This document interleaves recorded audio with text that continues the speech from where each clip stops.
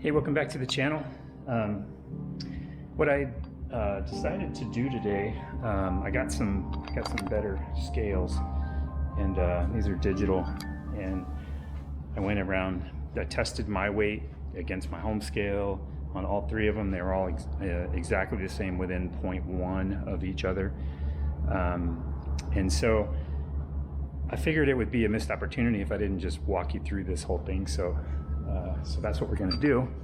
And the first step in that process is just to get the plane in a completely level condition, and that's judged right here at the cockpit on the side. It's just getting the longeron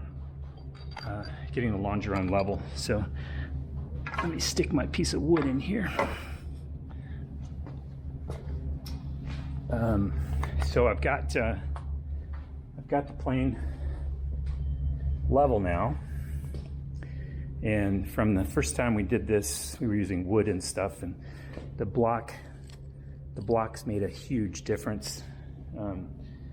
Yesterday when I tested it with the old scales, but what was happening was every time I would use that old scale, I would get a different number. So I wanted to do these, and I've already done like the empty weight tests, and I've gone around a couple of times, and every time I do it, I get the exact same number. So that's encouraging. So once you get the plane level in both directions, so it's level front to back, and it's level across here, it's in a horizontal plane this way as well. So now everything is sitting level and all that.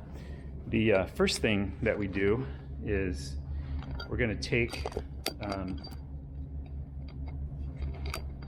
me get my camera situated here. So we're going to drop a plumb line.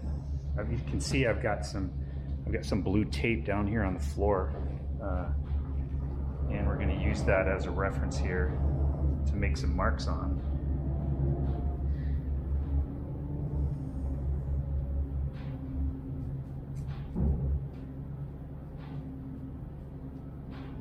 So the first measurement is off of the leading edge. So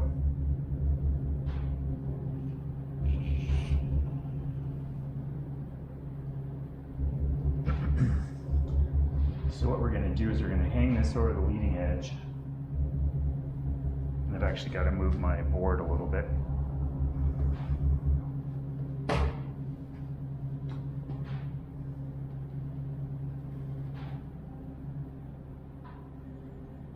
And we're going to find this point on the ground.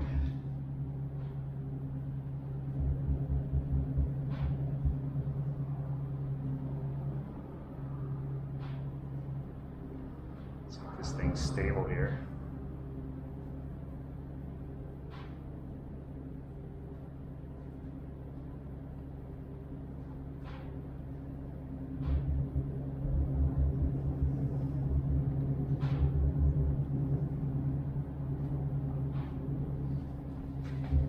And I'm going to go down here and I'm going to mark right where that point is.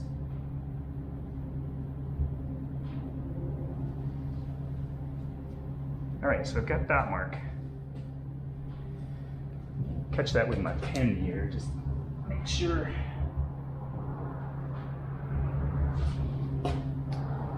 And now, for getting the now we're going to go to the center of the axle. That'll be the next measurement that we need. And to do that one, I'm actually going to the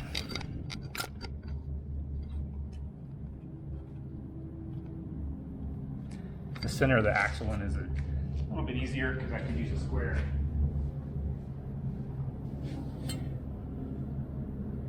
So we're going to just put a square here, make a mark.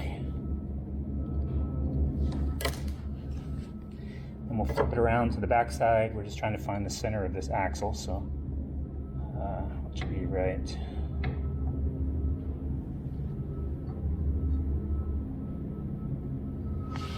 Right there. And then we'll get the distance, we'll measure that. and we'll go right in between. It should be an inch, which it is. We're going to go to 1/2 inch. It's going to put us right there.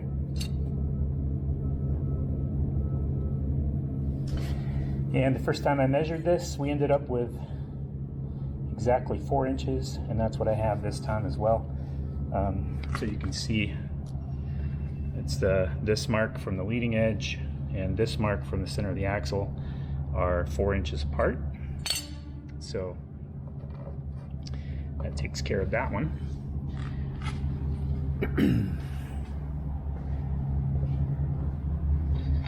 And then we're going to go to the back of the plane, and we need to know where the center of the tail wheel is.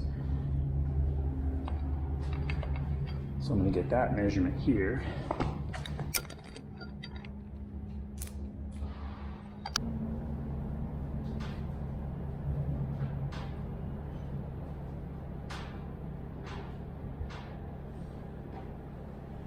And that should be right there.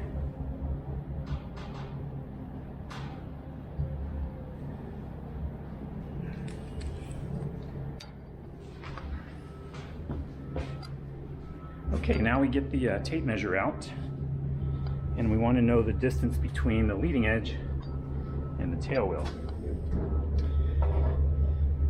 And we should come out with 141.25. That's the number that we measured the other day. And we should be the same. But we're going to check. All right, so today I'm coming up with 140.5, so that's 3/4 inches difference than we came up with the other day. Now,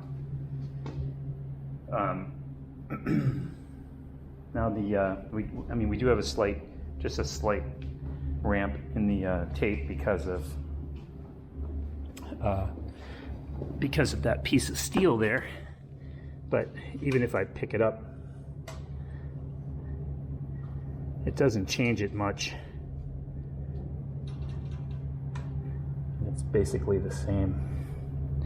So, since I'm coming up with 140.5 today, I believe I'm going to use that number. So, and assume that the tail must have been dropped a little bit the other day when we were doing these measurements, and that's where our weight difference came from, because instead of getting 40 something pounds on the tail, we were getting 60 pounds. I'm guessing it's a combination probably of a lot of things. The fuselage might not have been completely level.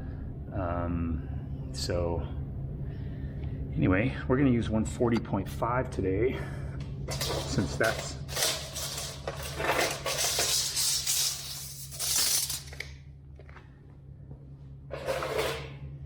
what we're coming up with, and I've double checked it. So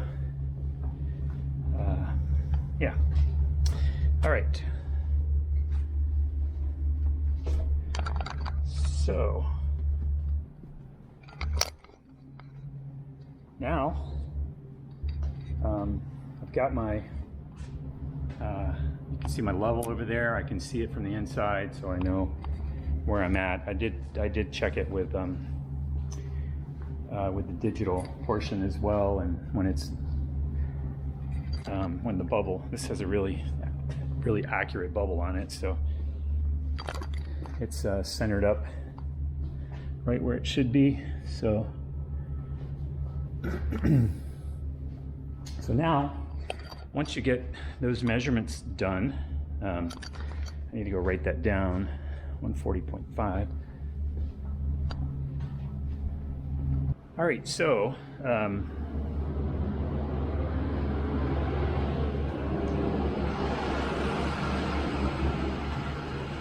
all right, here we go. I was going to show you some of the things I got accomplished yesterday, and one of those was I got the pitot tube installed, and I'll show you the arrangement that I have here. I've got this tube that comes out of the goes into the fuselage, through the wing into the fuselage. And then it comes into one of these air connections, 1/4 inch air connections, And from there you can see I have a screw that's on the back side of the clamp, and that comes through the clamp, and it mounts, it takes care of the mount for this. And then I can just plug this in, and then if I get to someplace where I don't want this sticking out there and lots of people are walking around, I can just compress it and pull that right out. So then I have my pitot tube to put away. It doesn't stick out of the airplane, and I have a little plug I made that I can put in its place. So that takes care of that, and it makes it really simple.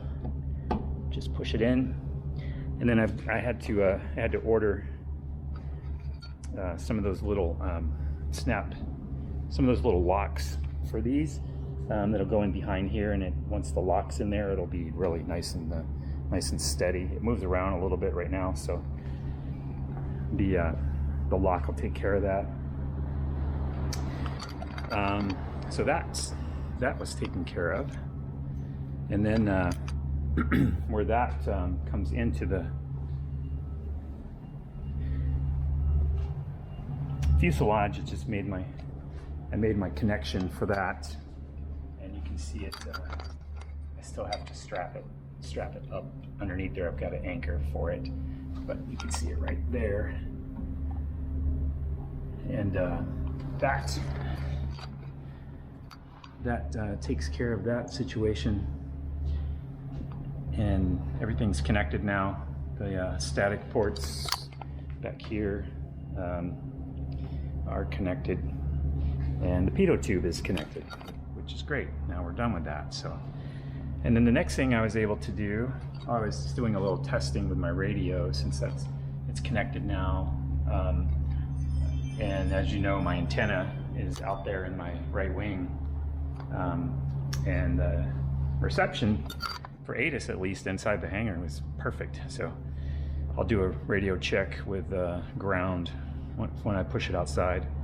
But the other thing I was able to do is I got the whole fuel system taken care of, and I can show you the way that works. Is we come across from the left tank, and I have a little connection to hold it secure in the middle, and the seat's not anywhere near it, so it sits more than 1.5 inches behind the seat, so nothing is touching there. And then it tees up over here, just goes straight into a T, and then you can see the hose goes straight downhill to the gascolator, and then it's 3-point position. That puts the tanks, any water in the tank would drain to the gascolator, and any water in the fuel system forward to the engine would also drain into the gascolator, because that's the whole low point of the system. So so now my fuel system is completely ready for fuel in the tanks. The guys who do the fuel service here, at least when they bring the truck, they charge a little more, but he said he would be happy to, put a gallon in and then let me turn it on just to make sure I don't have any leaks. We'll do that with each tank, and then we'll know that we're in good shape. So the fuel system's done. The pitot-static system is now done, and that puts us in really good shape. And the other thing that I was able to do, and I showed you a little bit of that with the other clip, is the ailerons are completely connected now and adjusted, and have been secured in place there. So that's good news. I was working on adjusting the ailerons, and I wanted to just show you a couple things about that, so you can see at least the method that I'm using. Maybe this helps somebody down the road. So what I've got going is this is the first thing I do is I took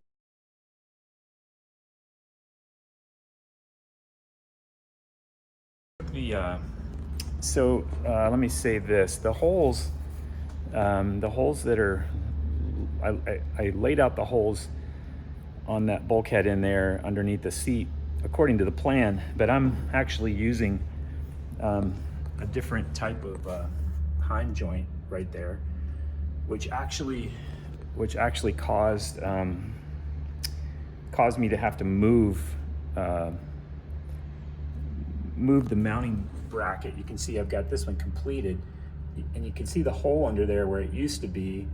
It actually had to move about 1.25 inches outboard in order for me to be able to achieve what I was doing. I've finished the left one and I've relocated the hole. So what I'm doing now is I've got the aileron fixed in its neutral position there, and then you can see I've taken this one loose, and now I should end up, you know, basically in that same 1.25 inch location over here, and you can probably see where the old hole was and where we're headed. So all I did was just drill another hole at the same elevation, and that took care of everything. So now we're coming out where everything is in neutral. That's what we're looking for. And yeah, so that's how I do that. So all right, moving on. Yeah, anyway, both ailerons are adjusted, and that's also in good shape. And on the tail section, every bolt's been gone through from top to bottom, front to back, and everything back there is complete. And so now I'm working my way forward. I'll get the wing struts. Still have to tighten the wing struts here, and then we'll check the bolts on the landing gear, everything underneath, the axle and all that. And then we'll come to this side, and we'll get work our way across and get all the bolts that way.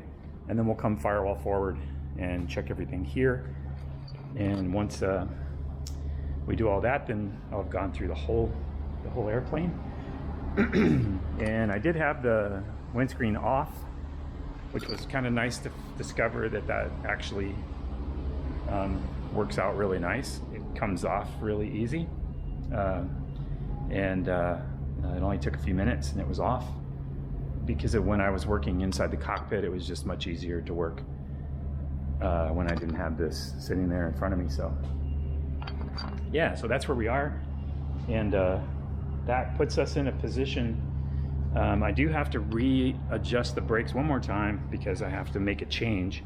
And actually the change that I have to make is this right here. I have the nut on the inside, and it is in risk of rubbing against the here. So I've got to take these, I've got to flip them around, which will require readjusting.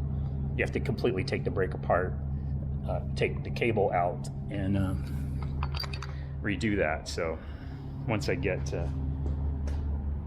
through this weight and balance part, which I have Debbie coming to help me because my scale time's out. Her and I weigh the same.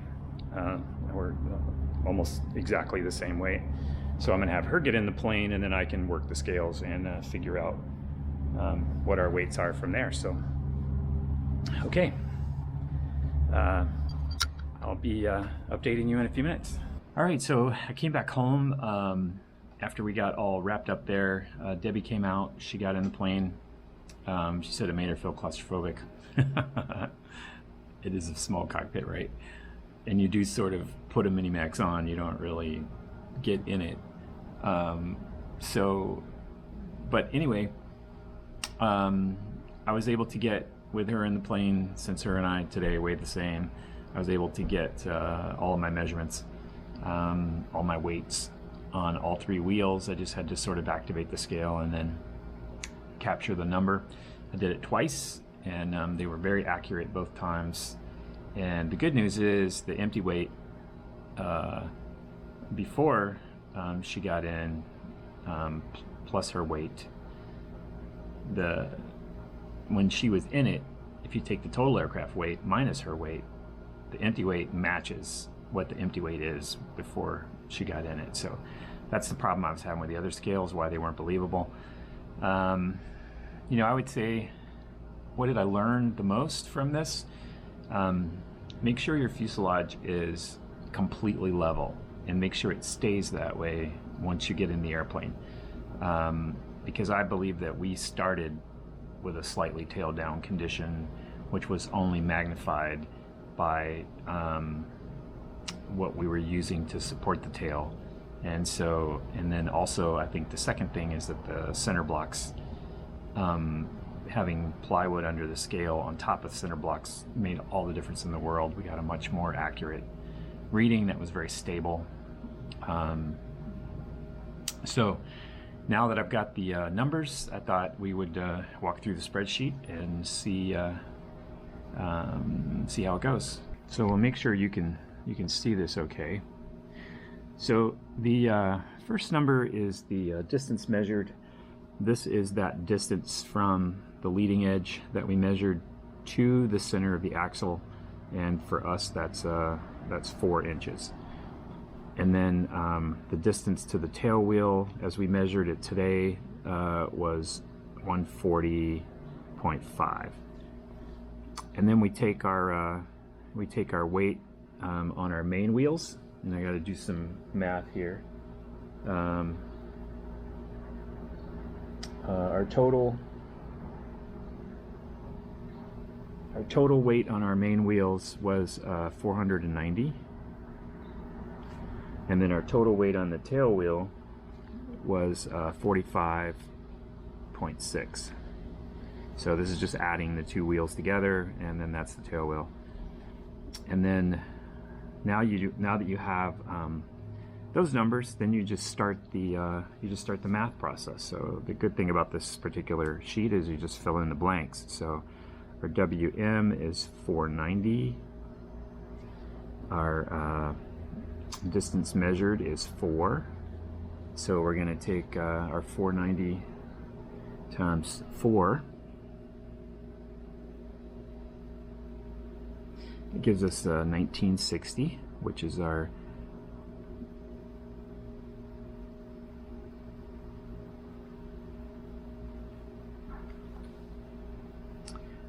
moment for our main wheels. And then we're going to take our weight from our tail wheel, WT, that's 45.6, times our distance tail wheel here from the leading edge of the wing, that's 140.5. And those were the marks we made on the floor. And then our moment for the tail wheel, we multiply those together, 45.6 times 140.5 gives us 6406.8.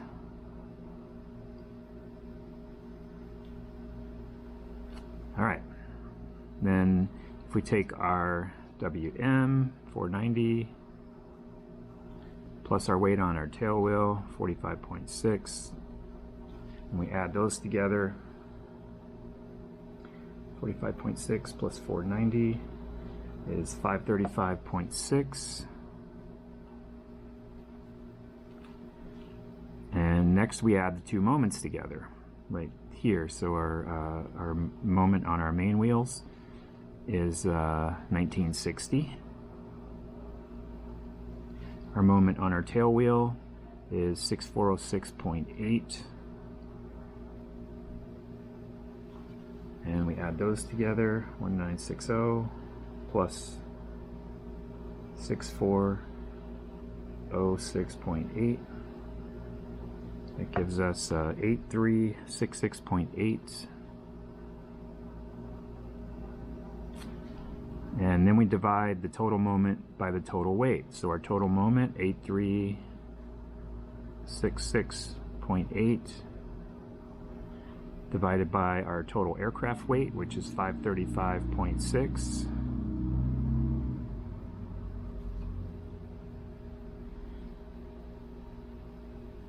.8 divided by 535.6. gives us 15.62.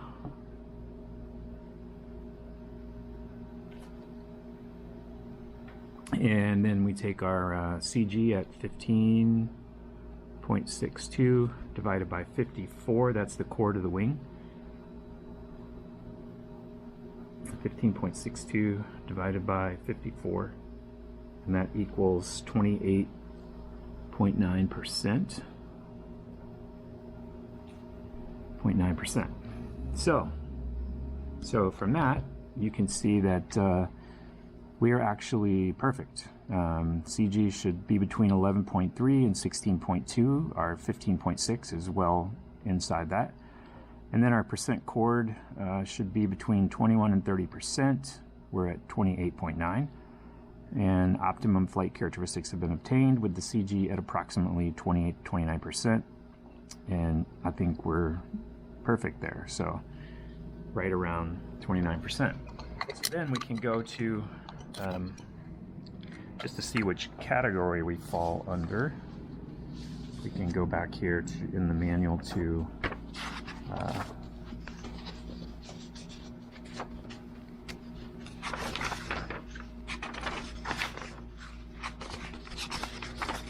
the first one in here is actually for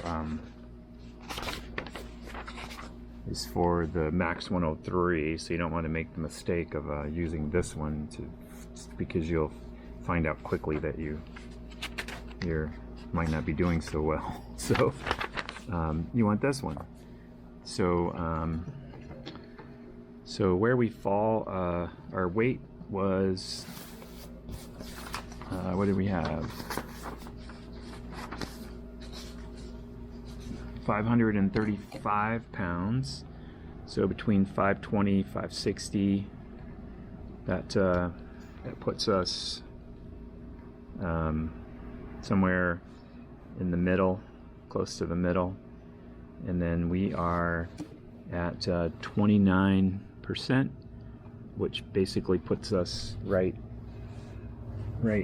there in the top right corner of the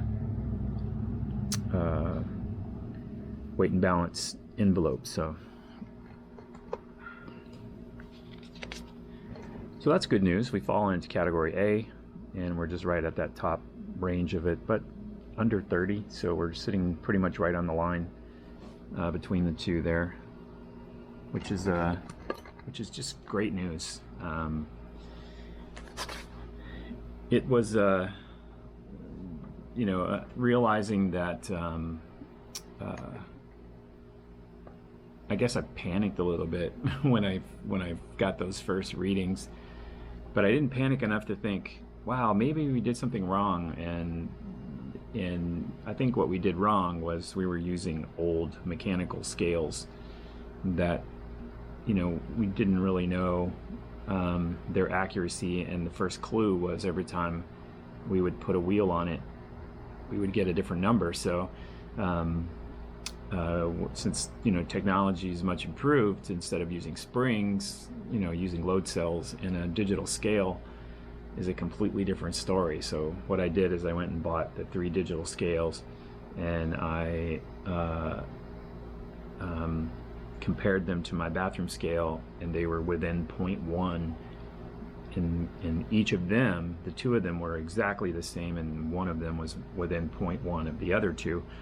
So very accurate. And when I would weigh one of the wheels here, and then the scale would turn off, and then I would come back and I would weigh that same wheel again, I would get the exact same number. It's almost exactly to the point.